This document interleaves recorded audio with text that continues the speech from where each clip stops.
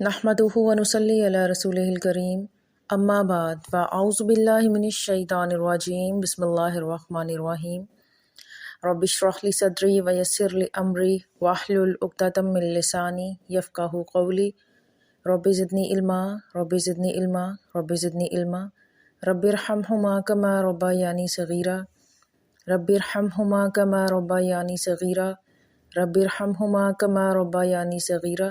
السلام علیکم ورحمۃ اللہ وبرکاتہ۔ آئی ہوپ آپ سب لوگ خیریت سے ہوں گے۔ میں عائشہ شکور بنت محمد فاروق قرآن ود عزیز الاقبال میں آپ سب کو خوش آمدید کہتی ہوں۔ نبی کریم صلی اللہ علیہ وآلہ وسلم کی قیمتی نصیحت۔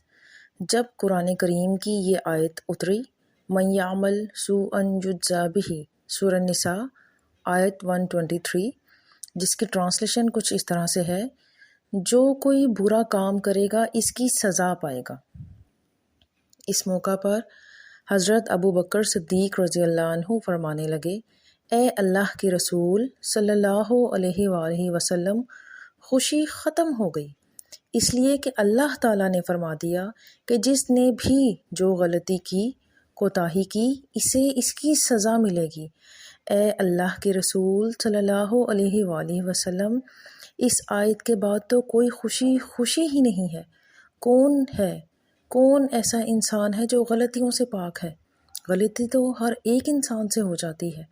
اس پر آپ صلی اللہ علیہ وآلہ وسلم نے فرمایا، صدیق، جب تو بیمار ہوتا ہے تب بھی تیرے گناہ معاف ہوتے ہیں، تجھے ٹھوکر لگتی ہے تب بھی تیری خطائیں معاف ہوتی ہیں، اگر تجھے کوئی دکھ پہنچتا ہے تب بھی تیری خطائیں معاف ہوتی ہیں، تیری ہر تکلیف کے بدلے تیری کوئی نہ کوئی چھوٹی خطا معاف کی جاتی ہے، تاکہ جب تو اللہ کے پاس جائے تو گناہوں سے بالکل پاک صاف ہو کر جائے۔ جزاک اللہ خیرن کثیرہ۔